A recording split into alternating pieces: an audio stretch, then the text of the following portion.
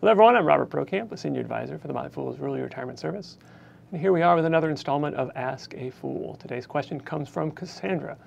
She asks, if you had the option to invest in a traditional 401k or a Roth 401k, which would you invest in and why? I've been contributing to a non-employer matching traditional 401k for years, and now I have the option to also start a Roth.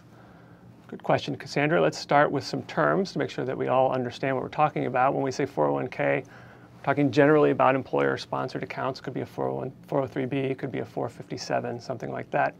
The traditional starts with putting money in today, and you get a tax break. Then the money grows tax-deferred, which means you don't pay taxes on the investments, the earnings, the growth. But then when you take the money out in retirement, you pay taxes. So tax break today, but in retirement you pay taxes. The Roth is the other way around. When you put the money in, you do not get a tax break today. However, the money grows tax-free as long as you follow the rules, which means you don't pay taxes while you're working. And when you take the money out in retirement, you don't pay taxes. So it's a question of, when do you want to tax break it? Today or in the future? The rule of thumb generally is that if you will be in the same or a higher tax bracket in retirement, go with the Roth. If you are in a higher tax bracket today, but will be in a lower one in retirement, go with the traditional. Now you can do both. So if you've been contributing to a traditional, you can keep that and now start the Roth. You can go the other way around. You can do the traditional today. Then maybe if your tax bracket drops, you choose a Roth.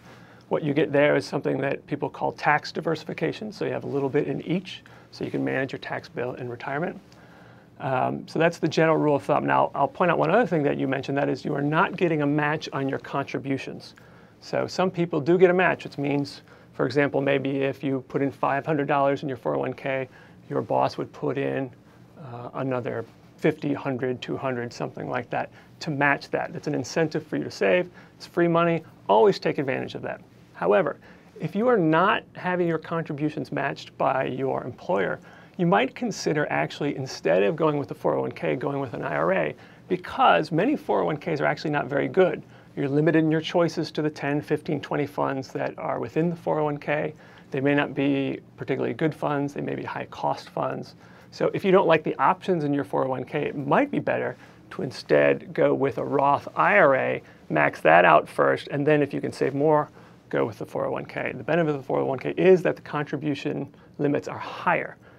In 2013, 2014, it's about $17,500. For most people, if you're 50 and older, it's a little bit more. For the IRA, it's less than that.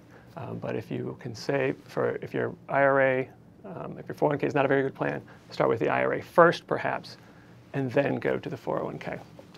So that's some general help, Cassandra, that I hope you find useful. If you have any other questions, visit us on our Facebook page or at fool.com.